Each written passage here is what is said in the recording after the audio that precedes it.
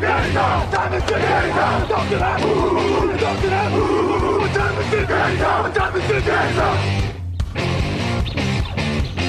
gun, Hulk left slot. Dixie left, T left. Mercedes, wide chip, Ricky. Fever left, 75, Katie, Omaha. Quick, go.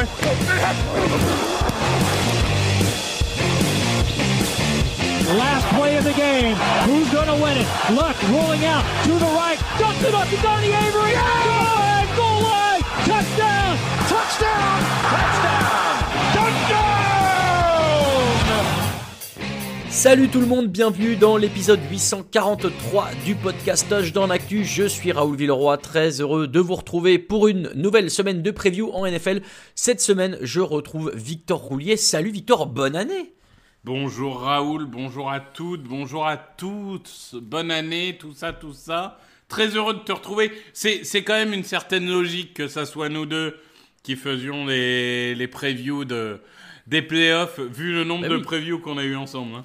On est les seuls qui étions qualifiés pour les playoffs dans la rédaction. Donc voilà, c'est nous qui les faisons, c'est normal. Au programme de ce podcast, messieurs dames, un débat. Qui sera la surprise des playoffs ? On va donner chacun notre avis avec Victor. L'affiche du jour, ce sera le match entre les Buccaneers et les Commanders. Et comme toujours, on fait le point sur tous les matchs, le concours de pronostics de la rédac. Et on finit avec les codes de notre partenaire Unibet. Victor, comme toujours, est-ce que tu es prêt ? Je suis prêt ! Alors, c'est parti. Actu, analyse, résultat, toute l'actu de la NFL, c'est sur touchdownactu.com. On l'a dit en intro, le débat du jour, c'est qui sera la surprise de ces playoffs. Il y a aujourd'hui 14 équipes qui sont encore en lice pour le titre final. Laquelle va nous surprendre, laquelle va aller plus loin que prévu.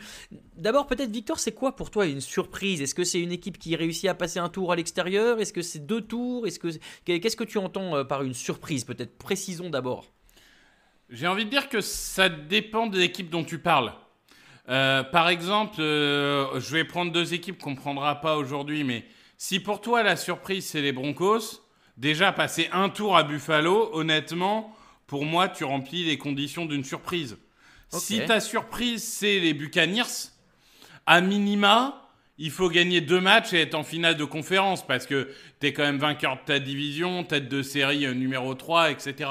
Donc je dirais que j'ai envie d'utiliser la fameuse géométrie variable selon la tête du client. Et on l'a pas fait, mais on aurait pu le faire aussi. La surprise inverse, ça aurait pu être les Chiefs perdent en divisional. Ça aurait pu être une surprise aussi. Moi, écoute, ma surprise et ma déception vont être au même match. Donc, Eh bien alors, c'est parti. Je te laisse commencer. Quelle est ta surprise des playoffs, Victor ? Ma surprise, c'est des Los Angeles Rams qui, à minima, sortent des Minnesota Vikings. On rappelle que les Rams sont à domicile parce que champions de division, mais ils ont 10 victoires contre des Vikings qui en ont 14. Donc jusque-là, je suis bien d'accord que je pars pas sur un truc extrêmement évident. Pourquoi est-ce que j'ai envie de croire aux Rams ?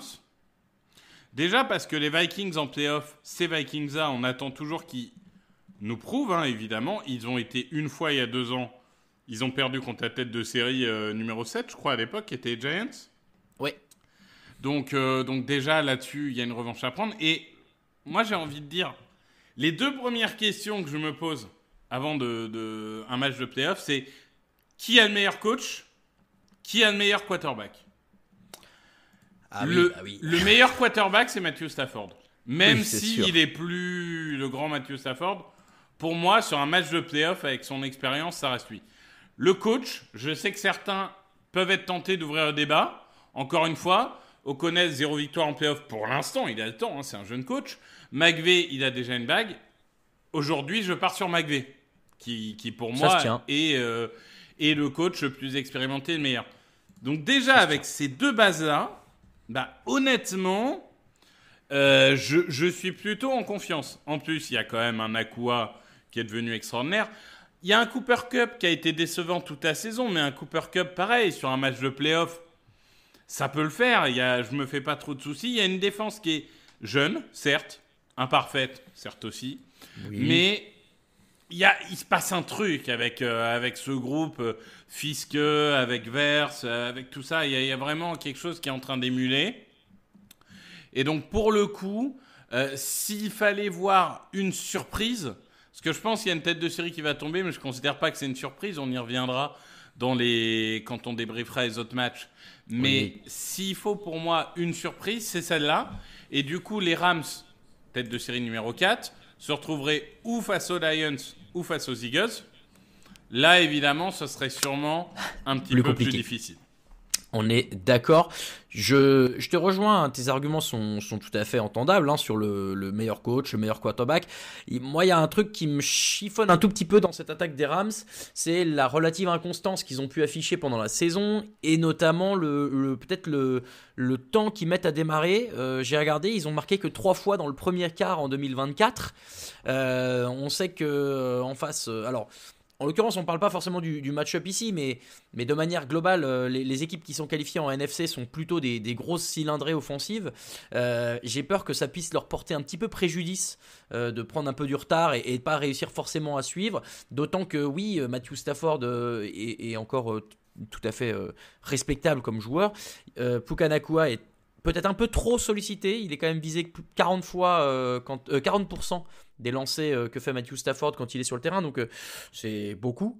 Voilà, j'ai un tout petit peu peur que cette belle machine s'enraye s'il y a une pression trop importante en face, et on en parlera tout à l'heure dans les previews des matchs. Alors moi j'ai une surprise aussi, et je pense que c'en est une parce que je sais qu'ils ne sont pas favoris de leur premier match. Et ma surprise, c'est les Pittsburgh Steelers. Alors pourquoi j'ai choisi les Pittsburgh Steelers Parce que tu es un hater de Lamar Jackson, il faut le dire. Voilà. Je peux pas l'avouer parce que je suis obligé de rester neutre et objectif dans ce podcast, mais je n'ai pas de sympathie particulière pour cette équipe des Ravens, certes. Au-delà de ça, les Steelers, il y a, si je me base sur tes arguments, pardon, hein, mais il y a un excellent coach, et c'est pas toi qui vas me contredire. Il y a un quarterback, je sais pas s'il est excellent, mais il a une expérience extraordinaire en termes de connaissance des playoffs. Et Russell Wilson à Seattle, c'est quand même énorme. Il a une bague, il a un Super Bowl perdu, donc c'est beaucoup. Et puis, de fait, si, quand même, en face, il y a les Ravens avec Lamar Jackson qui n'ont pas encore prouvé avec lui ce qu'il pouvait faire en playoff. Donc, bon, moi, je pense que la surprise, déjà, c'est qu'ils les battent, que les Steelers gagnent le premier tour. Mais, et je vais plus loin dans ma surprise, Victor Roulier, je pense qu'ils poussent les Chiefs en comment on appelle ça en français, en temps additionnel, en prolongation, ouais, en divisional. Puisqu'ils joueraient les Chiefs, a priori, sauf si Denver gagne, mais j'y crois pas. Donc ils joueraient les Chiefs en divisional, et je pense qu'ils peuvent pousser cette équipe qui sortira d'une bye week, qui a fait une saison d'ailleurs, hein, un peu en demi-teinte, volontairement ou pas, voilà. Mais ouais, je pense qu'ils arriveront en pleine puissance et qu'ils vont être capables de pousser ces Chiefs dans les retranchements. Les Chiefs gagneront, mais difficilement. Voilà, c'est ça ma surprise. J'essaie de me convaincre depuis quelques jours. Non, mais après, là où tu as raison, c'est que, enfin, je veux dire, sur le Baltimore-Pittsburgh, ça reste déjà un match de division. Donc, par définition, c'est toujours très compliqué. Ils sont déjà affrontés 2 fois. En plus, là, tu disais les coachs. Les 2 coachs, ils sont là depuis 15 ans, quoi. Donc, vraiment, ils se sont affrontés un nombre de fois incommensurable. Après, c'est vrai que globalement, là, pour Baltimore, ce match, il est absolument crucial. Parce que vu les années qu'il y a eu en amont, si Lamar Jackson se foire là, il y a une discussion qui s'ouvre. Alors, je ne dis pas qu'il ne perdra pas son poste, hein, mais par contre, il y a une discussion sur est-ce que vraiment Baltimore peut réussir en playoff. Donc, c'est vrai qu'ils vont arriver sur le terrain avec une grosse pression. Là où Pittsburgh, paradoxalement, avec la fin de saison loupée, je suis pas sûr qu'ils aient une pression de dingue en rentrant sur le terrain, pour le coup. Et puis, ils les connaissent, ils savent comment les battre. C'est au-delà de les connaître. C'est surtout ça qui, moi, me fait y croire. C'est qu'on le sait, ces Steelers-là, ils ont souvent battu Baltimore dans les dernières années. Donc, voilà, même cette année, il y a en fait, on a eu les 2 matchs classiques, c'est-à-dire un match ultra défensif, c'est Pittsburgh qui a gagné. Un match ultra offensif, c'est Baltimore qui a gagné. C'est ça. Donc, il faut voir quel type de match on a. Et souvenez-vous de cette martingale, les défenses gagnent les titres, et donc en play-off, ce sont les défenses qui priment. Voilà, je ne vais pas aller plus loin pour éviter de faire croire que je suis d'élu, mais bon, c'est ma surprise. Voilà en tout cas pour nos surprises. Donc les Rams pour toi, les Steelers pour moi. On verra dès cette semaine si on a eu raison d'y croire. Mais en tout cas, nous on va passer à notre affiche de la semaine juste après le jingle. Notre affiche de la semaine. Alors, on aurait pu prendre justement le match entre les Ravens et les Steelers, mais je t'avoue qu'on l'avait déjà fait pendant la saison. J'ai l'impression d'avoir parlé tout le temps de ces deux équipes. Donc, on va changer un petit peu. Et puis il y a quand même deux équipes super sympas dont on n'a pas beaucoup parlé je trouve cette saison qui s'affrontent, et c'est le match dans la nuit de dimanche à lundi à 2h du matin entre les Buccaneers et les Commanders. Et ça Victor, c'est un match qui me fait de l'œil parce que déjà premier point, c'est deux équipes qui ont marqué plus de 28 points en moyenne par match en saison régulière, donc on peut s'attendre à un gros match offensif, et on va pas se mentir, moi je préfère quand c'est comme ça. Du coup, c'est la première question, c'est peut-être est-ce que c'est les défenses qui vont faire la différence pour toi sur ce match-là? Première question. Oui, mais c'est vraiment pour moi, c'est le match qu'on attend le plus en tant que supporter neutre, parce que tu me dis que les Commanders ont gagné 35-7, je te dis ok. Tu me dis que les Buccaneers ont gagné 35-7, je te dis ok. Tu me dis qu'il y a eu 42-40, je te dis ok quoi. C'est vraiment le match, tout peut arriver, et je pense en effet que là où les Buccaneers ont là encore une expérience et une défense qui, mine de rien, a des cadres, ça va être le test ultime pour la défense de Washington. Parce que les Buccaneers, mine de rien, offensivement, c'est quelque chose. Et là, Washington, alors avec un leader, Marshon Lattimore, qui va retrouver son meilleur ami Mike Evans, mais c'est vrai que la défense de Washington, elle a été inconstante durant la saison, pas mauvaise par rapport à ce qui était attendu, par rapport aux joueurs sur le papier, pas mauvaise du tout, mais inconstante. Et là, ça va être un vrai test. Il va en effet pas falloir craquer, parce que aussi talentueux que puisse être Jayden Daniels ou McLaurin, bon, si c'est une course au point, je suis pas sûr qu'ils puissent suivre les Bucs. En fait, il y a un truc. Alors déjà, on parle de défense. A priori, Antoine Winfield va être de retour côté défense des Buccaneers. On a vu en semaine 18 que face aux Saints, c'était un peu compliqué, le rideau arrière, Josh Hayes notamment, sans lui. Moi, il y a peut-être quelque chose qui m'inquiète, entre guillemets, si je dois commencer à avoir des points positifs et négatifs.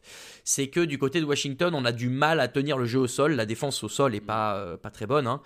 Et il y a quand même Bucky Irving et Rachaad White en face. Et ça, c'est un premier truc, notamment si ça part en course au point, ça va un peu se jouer au temps de possession aussi. Et là-dessus, je crois déjà que les Buccaneers ont un premier avantage. Oui, c'est assez fou de se dire que les Buccaneers, l'année dernière, c'est la 32e attaque au sol. Et de très très très loin. Oui. Et là clairement, ils ont ressuscité cette année, on va pas se mentir. Et de l'autre côté, tu as raison, il y a des gros noms, des Jonathan Allen, des Sergeant Newton, des Daron Payne, etc. Mais sur la saison, ça a paradoxalement peut-être été la ligne la plus friable. Alors le fait qu'il n'y ait pas de pass rusher n'aide pas, certes. Mais vraiment, ça a probablement été un peu de maillon faible.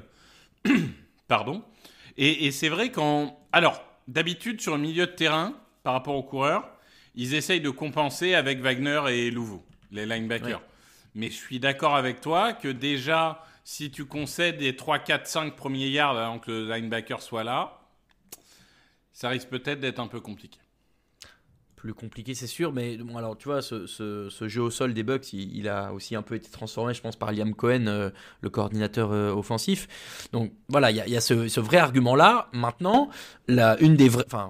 difficile d'ailleurs de dire quelle est la vraie force de l'attaque des Bucs. Là où ils sont très bons, c'est que le jeu au sol et le jeu aérien sont très forts. Maintenant, on sait que le jeu aérien, il y a quand même Baker Mayfield qui sort d'une saison historique, pour lui en tout cas, qu'il y a Mike Evans qui sort d'une saison historique tout court.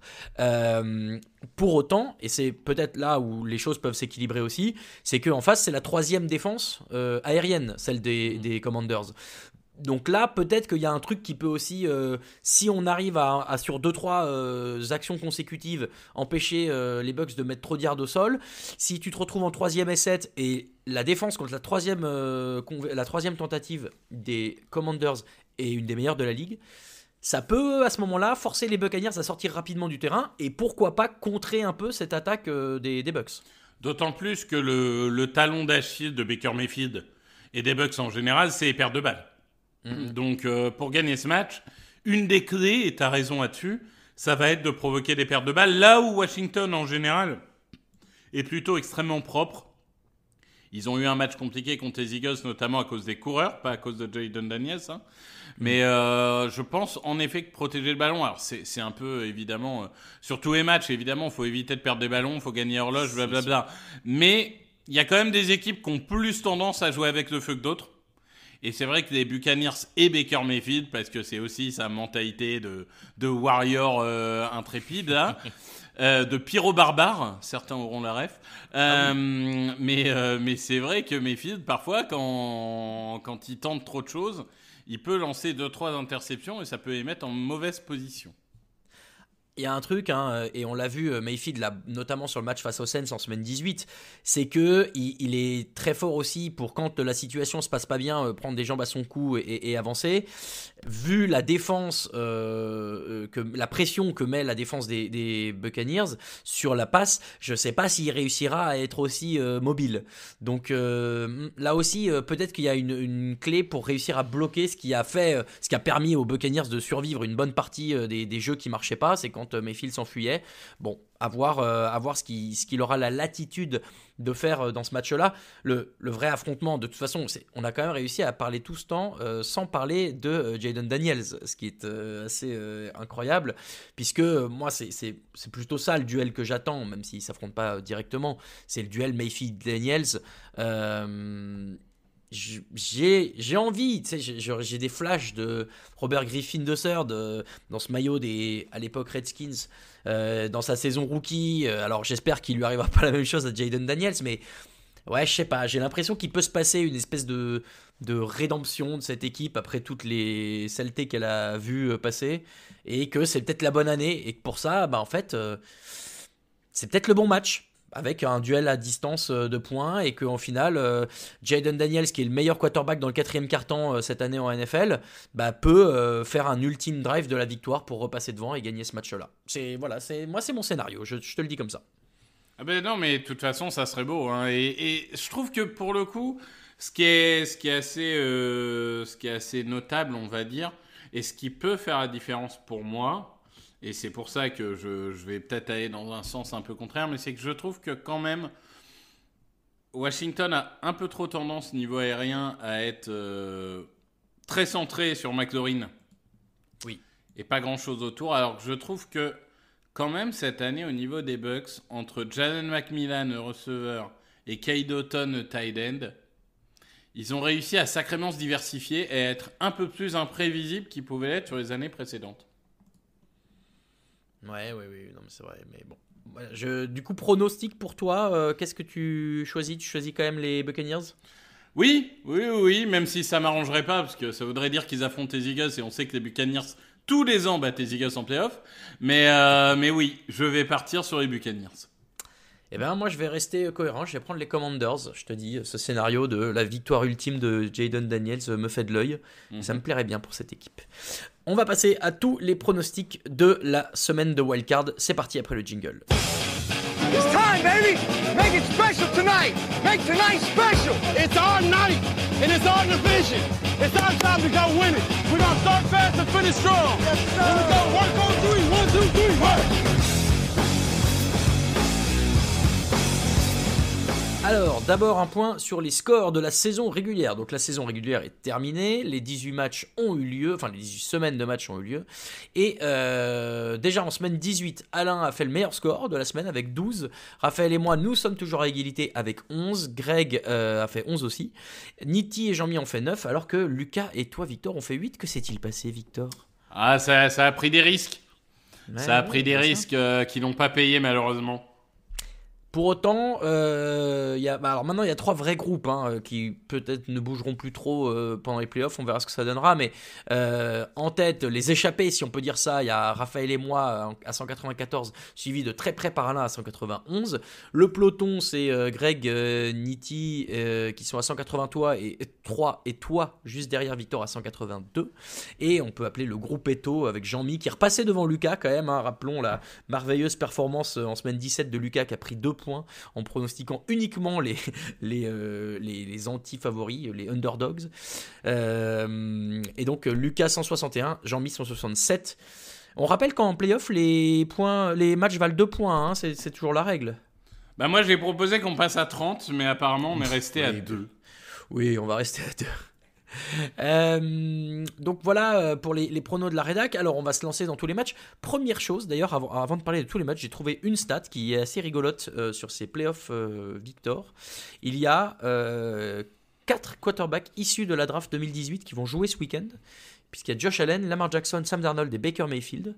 Alors en l'occurrence, aucun ne s'affronte, mais j'ai trouvé marrant que cette draft 2018 produise autant de quarterbacks qui se retrouvent en playoff. Il n'y a On pas n'aurait pas misé Rosen sur Sam Darnold. Il n'y a pas de Josh Rosen. Et ça, c'est une grande déception. Oui, je comprends bien. Allez, on va se lancer sur nos matchs. Le premier, c'est samedi à 22h30. Ce sont les Texans qui reçoivent les Chargers. Les Texans qui sont en énorme perte de vitesse sur la fin de saison. Mais attention, les Chargers, c'est une équipe un peu jeune, malgré l'expérience de Jim Harbaugh à la tête. On sait qu'ils sont capables du meilleur et du pire. Première chose quand même, les Chargers ont gagné 6 matchs à l'extérieur cette année. Donc l'avantage du domicile pour les Texans n'est peut-être pas tant que ça finalement, Victor. Oui, surtout que bon, c'est pas, on va dire, la terre la plus hostile sur laquelle jouer. Les supporters de Houston ne sont pas ceux de Kansas City ou de Seattle. Je trouve quand même que ces Chargers, ils ont fini la saison, ou ils ont joué la saison avec un sérieux et une rigueur à l'image de leur coach. Inhabituel pour cette équipe d'ailleurs. Inhabituel pour cette équipe. Et je trouve que du coup, c'est rassurant quand tu arrives en play-off. Tu te dis, s'ils ont été sérieux comme ça toute la saison, il y a quand même, ça peut arriver, on est en NFL, mais il y a quand même des chances limitées qu'ils se mettent à faire n'importe quoi. Tandis que pour le coup, au niveau de nos amis des Texans, des semaines de n'importe quoi, il y en a eu. Donc c'est pour ça que moi, honnêtement, je le dis tout de suite, mais ça va permettre d'introduire un truc, c'est que la tête de série, c'est Houston, l'équipe à domicile, c'est Houston.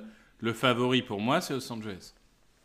Je te rejoins. Effectivement, il y a quand même beaucoup d'arguments de régularité, encore une fois inhabituels chez les Chargers. Je sais de quoi je parle, qui font croire que peut-être cette équipe ne va pas faire n'importe quoi et mener 27-0 à la mi-temps pour perdre 28-30 ou je sais plus combien.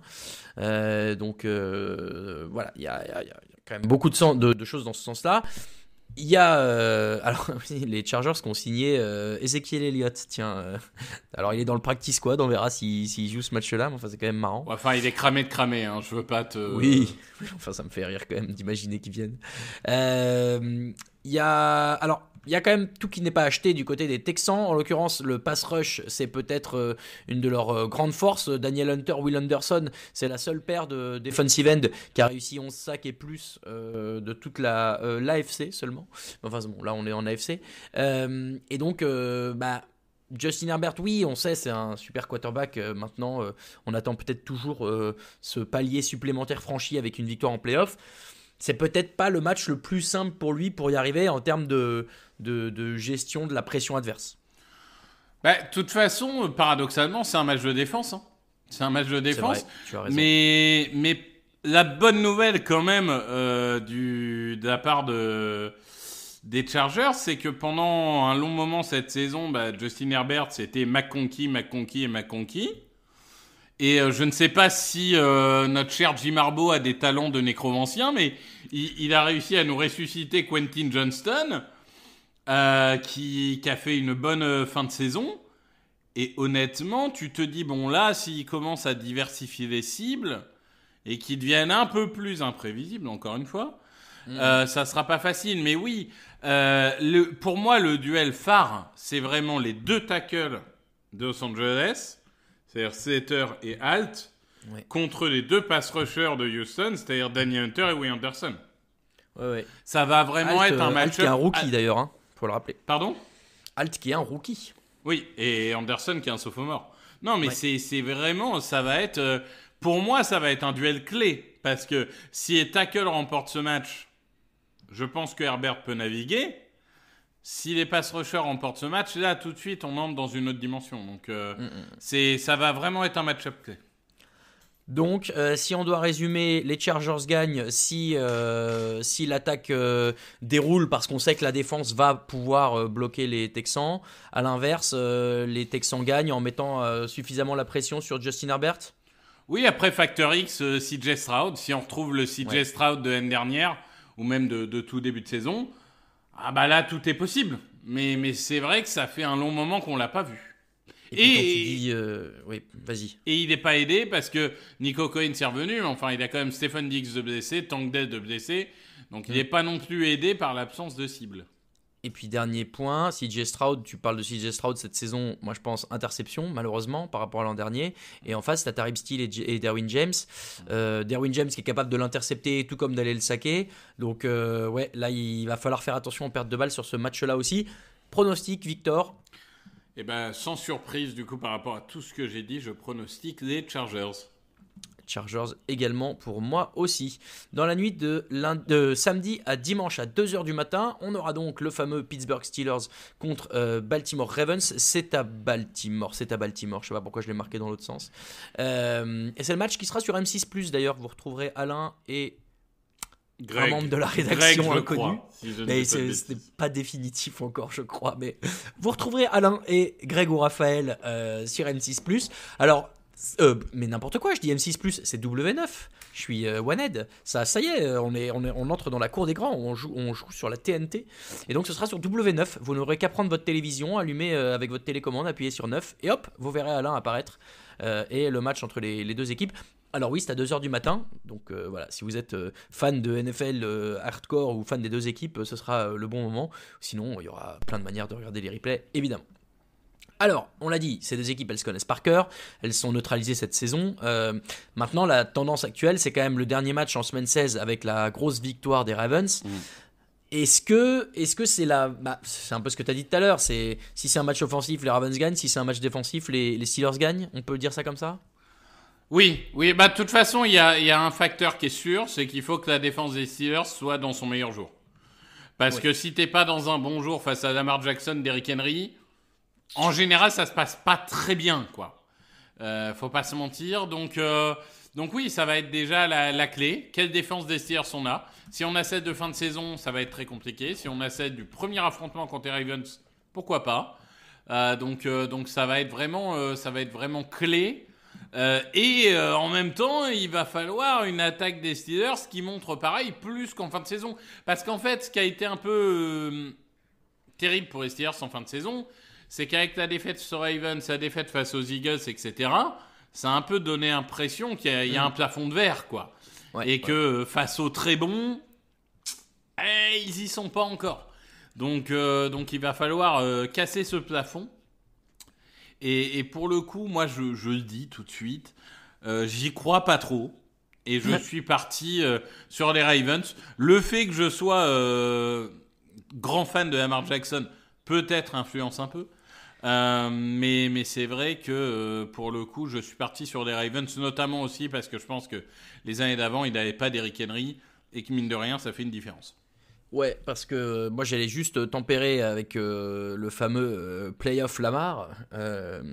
C'est que en 6 matchs de playoff dans sa carrière, c'est 6 touchdowns, 6 interceptions et 1300 yards lancés, soit 220 par match. Donc c'est pas non plus le moment où il brille le plus de l'année. Historiquement, il a 2 victoires, 4 défaites. Bon, c'est voilà. Encore une fois, je pense que c'est le plus mauvais tirage pour eux de jouer les Steelers en première semaine. Et je l'ai dit tout à l'heure, je pense que les Steelers peuvent remporter ce match-là. Donc, moi, je vais y aller comme ça. Je donne la victoire des Steelers. Des Steelers. Moi, je fais juste un aparté 1 minute, mais c'est marrant à quel point le fait de gagner ou de perdre change quand même la manière dont on voit les joueurs et les stats.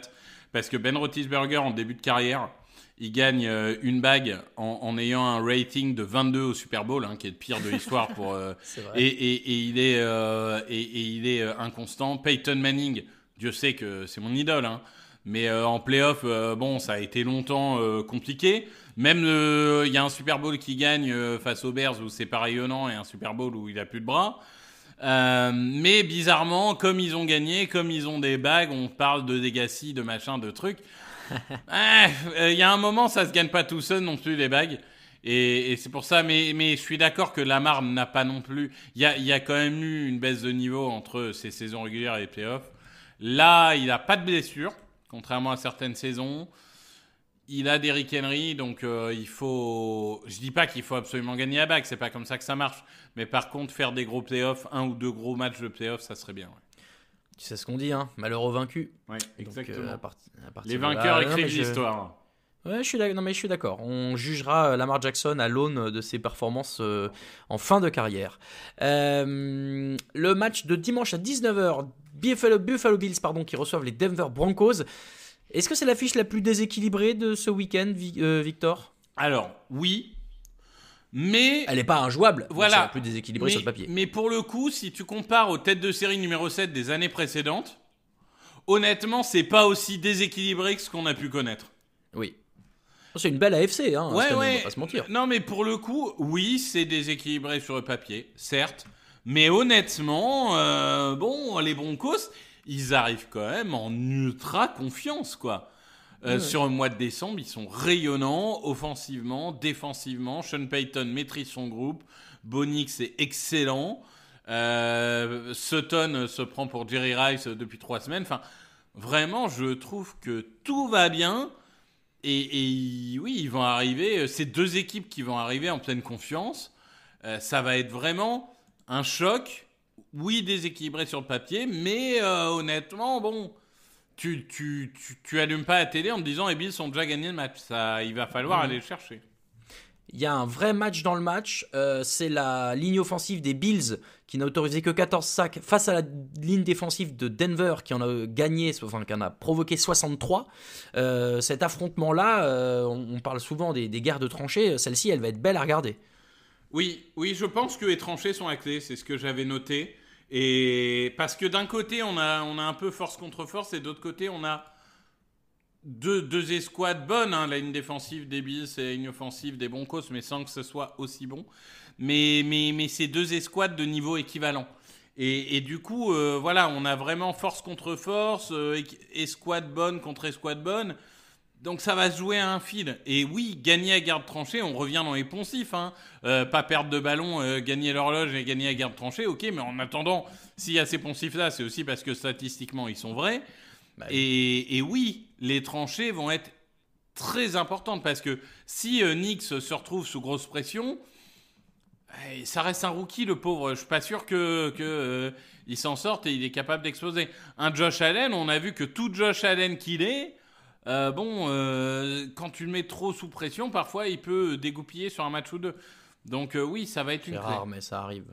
C'est rare, mais ça peut arriver. Je me souviens d'un match, alors je sais plus qui était adversaire, je me demande si c'était pas les Ravens, où il fait 14 sur 31 cette année avec genre 110 ou 120 yards, je sais plus qui était adversaire. Mais en tout cas, voilà, je pense que oui, ça va être une des clés. Les lignes dans ce match plus que tout le reste, oui. On est bien d'accord. Pronostic Bills, notamment parce que je pense qu'il y a quand même beaucoup de receveurs et de tight-ends qui sont... il y a plus la grande star comme avait Diggs. Il y a 8-10 cibles qui peuvent être utilisées. Et autant il y a Surtain, autant je suis pas sûr qu'ils aient les joueurs pour couvrir autant de cibles. Et j'ai peur qu'ils se fassent un peu déborder là-dessus. Donc je pars sur les Bills, mais je pense pas que ça va être un 40-0. Je pense que ça va être un très beau match, mais je vais à l'expérience sur les Bills. Je vais prendre les Bills également. Le match suivant, c'est le match de dimanche à 22h30 entre les Eagles et les Packers. C'est le rematch du premier match d'ouverture de la saison, au Brésil, avec le match que Philly avait gagné 34-29. Les deux équipes qui ont fait une super saison. Les Packers qui ont eu 2-3 moments de flottement, mais qui survivent dans une division plus que relevée. Fait intéressant, Victor, c'est la première fois que deux équipes qui cumulent à L2 25 victoires, donc 14 pour les Eagles, 11 pour les Packers, s'affrontent en wildcard. Il n'y a jamais eu un total aussi élevé de victoires entre deux équipes en wildcard. C'est dire le niveau, le relevé de cet affrontement. Oui, alors techniquement c'était le deuxième match de la saison parce qu'il y avait eu le Ravens-Chiefs, mais oui c'était le premier. La première semaine mais je suis d'accord, c'était le vendredi, c'était un peu de match événement, premier match de l'histoire en Amérique du Sud.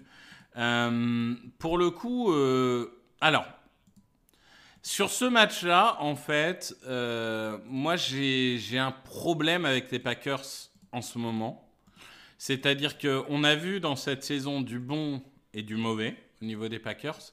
Et le problème, c'est que le mauvais, on l'a vu en fin de saison et dans les matchs un peu à enjeu, qui sont les matchs de division où ils font 1-5. Et j'ai l'impression que les Packers, cette année, c'est vraiment le fort contre faible, les faibles contre forts. Et c'est ça qui me fait un peu peur. En plus, Jordan Love a perdu les sensations de son bras la semaine dernière. Alors, il va jouer, hein. Mais s'il y a une perte de sensation sur le bras, sur la main du bras qui lance ce ballon, c'est quand même un peu embêtant pour un quarterback. Donc, je dirais qu'ils partent quand même avec une longueur de retard si on assume que Jalen Hurts va jouer le match. Mais normalement, ça devrait être le cas. Oui.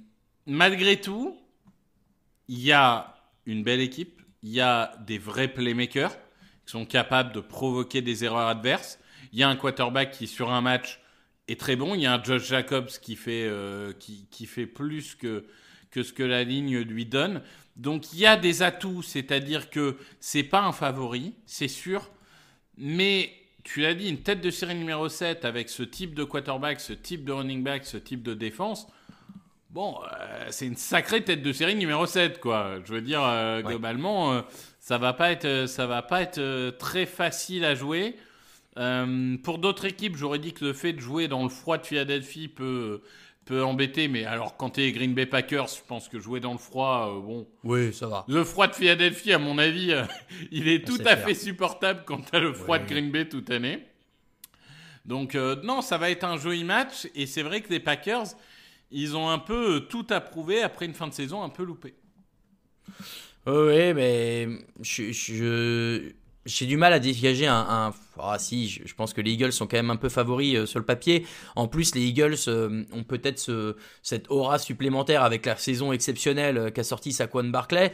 Maintenant, l'erreur serait de les réduire à justement ce jeu au sol. On sait qu'il y a beaucoup, beaucoup d'arguments autour de lui aussi.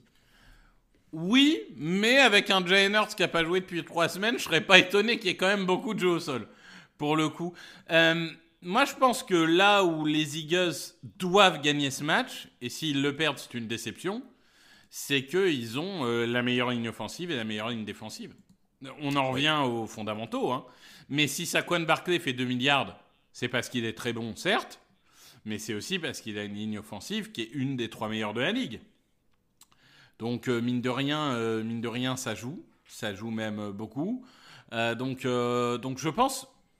Moi, au contraire, je pense vraiment que on risque peut-être, surtout avec un Hurts qui n'a pas joué depuis un mois là, on risque peut-être d'assister à une caricature de football et le fameux, et ils l'ont fait plusieurs fois cette saison, le fameux 45 courses, 15 passes. Et je suis pas sûr que les Packers aient forcément les armes pour arrêter cette course. Ouais, on est d'accord.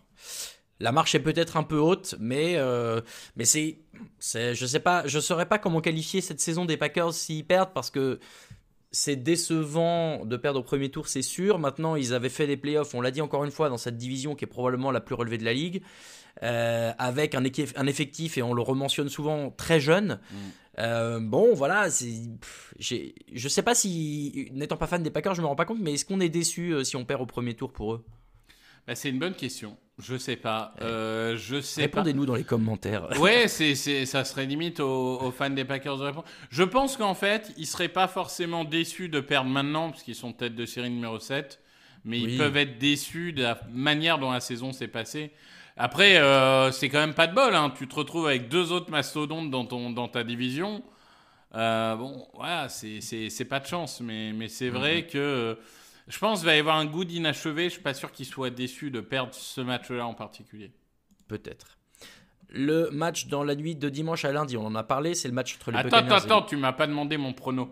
C'est vrai, excuse-moi, pardon, j'ai l'impression que tu prenais les Eagles. Bah non, parce que je fais une Grégory Richard. On est en play-off. On est en play-off. J'ai envie de prendre aucun risque, d'accord ? Très bien. De toute façon, je peux plus gagner le concours. Donc je parie, et je veux que ça soit dit dans le podcast, je parie pour les Packers parce que je veux pas m'attirer de mauvais oeil. Voilà. C'est vrai que ça a souvent payé pour Grégory ces dernières années de pronostiquer contre les Falcons. Allez, je suis désolé Greg, c'est gratuit. Mais très bien, tu prends les Eagles, écoute, c'est dit. Les Packers, pardon, c'est dit. D'ailleurs, je regarde, tu es le seul à l'avoir fait, hein, puisque tout le monde a voté. Ouais, tu es le seul, bravo. Donc le match entre les Buccaneers et les Commanders, on l'a dit, c'était notre affiche de la semaine. On prend tous les deux. Non, tu prends les Buccaneers et je prends les Commanders. Et il nous reste un match qui est celui des Rams dans la nuit de lundi à mardi à 2h du matin. Ce sont les Rams qui reçoivent les Vikings. C'est encore... Oui, c'est ça, je me suis pas gouré. Alors Victor, autre truc marrant que j'ai trouvé. Le dernier match entre ces deux équipes en play-off, c'était au Divisional Round de 2000. Et dans ce match, il y avait 5 Hall of Famers. Il y avait Kurt Warner, Isaac Bruce, Marshall Faulk, Chris Carter et Randy Moss. Je suis pas sûr qu'il y ait 5 Hall of Famers sur le terrain lundi soir. Mais bon, voilà, c'est deux équipes marquantes de ces dernières années en NFC, c'est sûr. Comment... tu vois, tu disais tout à l'heure, c'est la surprise des Rams. Moi, j'ai beaucoup de mal à les voir gagner ce match-là. Notamment parce que, je ne l'ai pas trop dit tout à l'heure, mais je pense que la défense des Vikings va faire vivre un enfer à Matt Stafford et aux receveurs de Los Angeles. Maintenant, bah voilà, est-ce que Sean McVay est le genre de coach qui peut déjouer ça Je ne sais pas, à voir. Bah écoute, non mais bien sûr, enfin, moi j'ai expliqué pourquoi je pensais que les Rams pouvaient créer la surprise, mais dans le terme surprise, ça sous-entend évidemment que sur le papier ils sont pas favoris, parce que oui, si on réfléchit rationnellement, il y a une match où ils gagnent 44-42 contre les Bills, mais enfin il y a pas mal de matchs qui gagnent 12-6 aussi. Ouais. Donc c'est pas l'assurance tout risque. Et oui, la clé ça va être la défense en fait. La défense des Vikings, qui a été une des meilleures de la Ligue cette saison, elle s'est trouée en dernière semaine contre les Lions. Après bon, c'est les Lions en face. Ça arrive. Je veux dire, c'est pas non plus voilà. Mais du coup, il faut voir si ça n'a pas instauré de doute dans leur tête. Il y a aussi quand même un truc, c'est que les Rams, ils ont décidé, en gros, de mettre au repos Stafford et quelques joueurs en semaine 18. Ce qui fait qu'ils sont descendus de la tête numéro 3 à numéro 4. Est-ce que c'est un bon calcul ? Pas sûr. Mais en attendant, ils ont quand même plus de repos qu'une équipe qui a été obligée dimanche soir de jouer à 100% parce qu'ils jouaient la première place de la conférence. Donc il peut aussi y avoir un petit gap physique qui fait que la défense s'essouffle là où l'attaque a encore du jus. Donc j'essaye d'alimenter, tu vois, mon potentiel surprise, tu vois. Je prends les habits de l'avocat du diable. Mais c'est vrai que oui, sur le papier, si je prends l'autre côté du terrain, bah déjà je vais être un peu bête et méchant, mais il faut quelqu'un qui marque Justin Jefferson. Déjà, ça de base, hein. Et Jordan Addison. Bah oui, c'est ça, ils sont deux. Donc déjà, ça, c'est sûr que potentiellement, c'est compliqué. Si Sam Darnold retrouve sa précision de la saison et pas sa précision de la dernière semaine, ça a été son plus mauvais match, ils peuvent sanctionner Rams. Donc ça peut aussi... En début de match, si ça rigole et que ça part sur 14-0, c'est vrai que les Rams ne reviendront pas. Bah c'est un peu ce que je me dis. J'ai peur que le caractère explosif, et c'est ce que je t'ai dit tout à l'heure, le caractère explosif des Vikings leur permette de mettre très rapidement des points, là où les Rams vont un peu plus galérer. Et s'il y a trop d'avance, je vois pas comment dans un match comme ça, t'es obligé de marquer vite et donc de pas trop garder le ballon.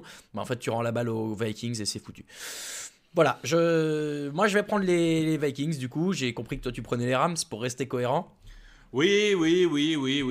Écoute, à la base, je vais pas te mentir, j'avais mis les Vikings sur les pronos, mais comme j'ai vendu dans le podcast les Rams, etc., autant y aller. Et je vois qu'en plus, je suis soutenu par Grégory et par Alain. Alors là, attention.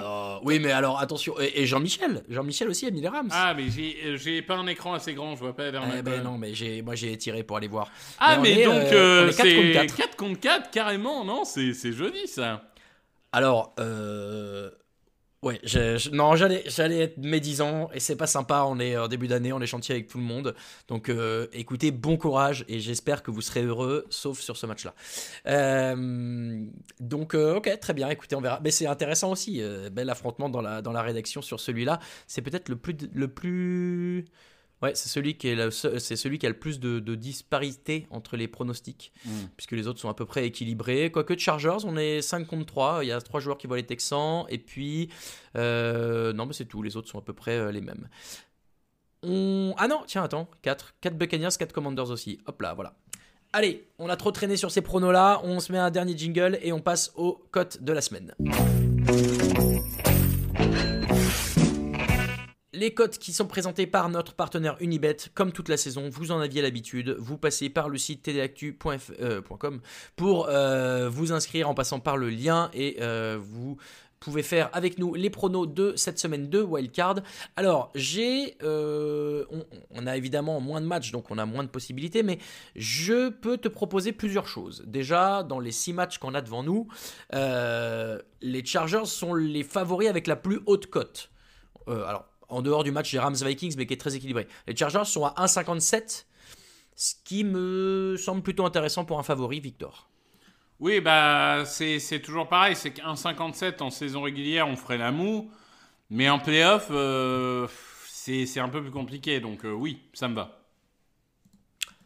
L'autre que j'avais vu et que j'aimais bien, mais bon, bah là, voilà, moi je suis le seul dessus, c'est les Commanders. Alors après, entre les Rams et les Vikings, t'as soit un 83, soit un 74. Non, mais j'étais parti sur les Commanders aussi, parce que quand bien même moi j'ai misé les Buccaneers, je veux dire, les Commanders sont pas loin du tout, et 2,18 c'est beaucoup. C'est une très belle cote. Donc je suis d'accord pour la prendre. On prend la cote à 2,18 et derrière, faut faire notre choix. Alors on va peut-être pas prendre les Broncos à 3,55. Les Steelers me paraissent extrêmement hauts à 4,25. Hein. Honnêtement, c'est très surprenant. Maintenant, il y a très peu de gens qui l'ont pris. On peut voir sur Unibet le pourcentage de gens qui ont parié sur ce résultat-là. Il y a 3% des gens qui ont parié qui ont mis les Steelers versus 97 pour les Ravens. Non, pour moi, la plus logique, c'est de mettre quand même les Vikings à 1,74. C'est un peu ce que j'avais aussi. Ah, moi, je l'ai même à 1,74. Oui, c'est ce que j'ai dit. Ah, j'ai entendu 71. Mais donc, ok, on peut déjà partir sur ça. Chargers à 1,57 face aux Texans, Commanders à 2,18 face aux Buccaneers et Vikings 1,74 face aux Rams. On a une cote de 5,96, donc pour une mise de 5 €, vous avez un gain potentiel de 29,78. Maintenant, si on veut un tout petit peu pimper le truc, j'ai été regarder dans les marqueurs de touchdown dans les autres matchs. Alors non, soit on a un touchdown de Derrick Henry à 1,38 et comme ça on se met une petite cote en plus et puis on est tranquille. Ou alors, je peux te proposer quelque chose, c'est que le total de touchdown du match entre les Ravens et les Steelers soit inférieur à 4,5, donc ça veut dire qu'il y a 4 touchdowns maximum marqués dans ce match-là. Et ça, c'est à 1,88. Ouais, ça me paraît cohérent. Ça me va bien. Moi, je trouve que c'est plutôt équilibré.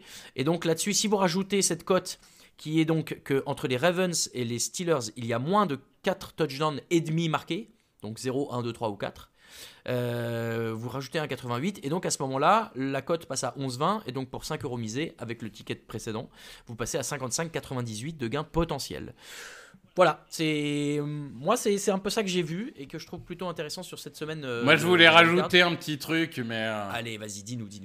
Comme Jordan Love est un peu blessé et que l'attaque ces dernières semaines tourne beaucoup sur la course, j'avais Josh Jacobs marque le premier touchdown des Packers à 5,40. Ah oui, parce que le premier touchdown, c'est vrai que la cote à chaque fois est assez intéressante. Marqueur de touchdown, marque le premier, oui, c'est vrai. Eh ben écoutez, voilà, c'est notre YOLO de la semaine. Voilà, j'en ai pas fait cette année, donc c'est le YOLO. Allez, on rajoute ça, 5,40 pour la cote. Évidemment, on peut pas pronostiquer de marqueur de touchdown sur des matchs dont on a pronostiqué le résultat. Parier le résultat d'ailleurs. Ça, voilà, si jamais vous découvrez, vu qu'il y a un peu moins de matchs, tu ne peux pronostiquer que sur le résultat du match ou sur des marqueurs de touchdown, mais tu ne peux pas cumuler les deux. Je te dis une bêtise, c'est l'inverse. Bon, bref. Si tu rajoutes Josh Jacobs, et comme ça on aura fini là-dessus, avec la cote à 5,40, tu arrives à une cote totale de 60,46, et alors là tu as 317,15 € de gain potentiel. Maintenant, le marqueur de touchdown, le premier, il est risqué, parce que tu ne sais jamais ce qui peut se passer dans le match, une interception retournée, un punt bloqué, un retour, t'imagines? C'est pas pour rien que c'est à 5,40. Engagement, retour de coup de pied, touchdown. Le prono de Victor tombe à l'eau. Aïe, aïe, aïe. Ah bah ça arrive. C'est le jeu, et évidemment, on en profite pour le redire, et ça doit rester aussi un jeu, un plaisir que vous pouvez vous permettre. Faites attention, ne misez que ce que vous pouvez vous permettre de perdre, et tout ça doit rester sous contrôle évidemment. Donc si vous sentez que vous perdez le contrôle, n'hésitez pas à solliciter toutes les ressources qui existent, des numéros de téléphone, des sites qui peuvent vous aider à garder le contrôle sur tout ça. Merci beaucoup Victor. Merci Raoul, merci à tous et merci à toutes. Et surtout, profitez de cet incroyable week-end parce que honnêtement, c'est wildcard là. Il faut le dire. Il y a de la qualité. Ah ouais. On a à peu près aucune affiche qui est trop déséquilibrée, puisqu'on l'a dit, même Bills Broncos, même Chargers Texans, il y a de l'enjeu. Et pour ça, ça va être super sympa. Donc vous aurez évidemment les résumés directement sur tdactu.com. Donc n'oubliez pas d'aller régulièrement sur le site, de vous abonner aux différents réseaux sociaux. Et puis pour tous les podcasts qu'il y aura aussi, puisqu'il y aura encore des podcasts après évidemment, pour tous les débriefs, n'oubliez pas de vous abonner à toutes les plateformes, à laisser plein d'étoiles. Pour ceux qui veulent nous soutenir, c'est sur le site Tipeee. Et là-dessus, vous pouvez avoir plein de beaux goodies. Je crois qu'il y a encore des petites choses qui sont dans les cartons là, qui vont arriver pour la rentrée. Donc allez scruter tout ça. Et puis on se retrouve la semaine prochaine pour une nouvelle preview. Le match de la semaine, il est sur W9 et c'est à 2h du matin dans la nuit de dimanche. Donc de samedi à dimanche. Et puis voilà, je crois que j'ai fait le tour. Merci encore à tous et tous. Très bonne semaine de Wildcard. Profitez-en bien. Et à la semaine prochaine pour un nouveau podcast. Ciao!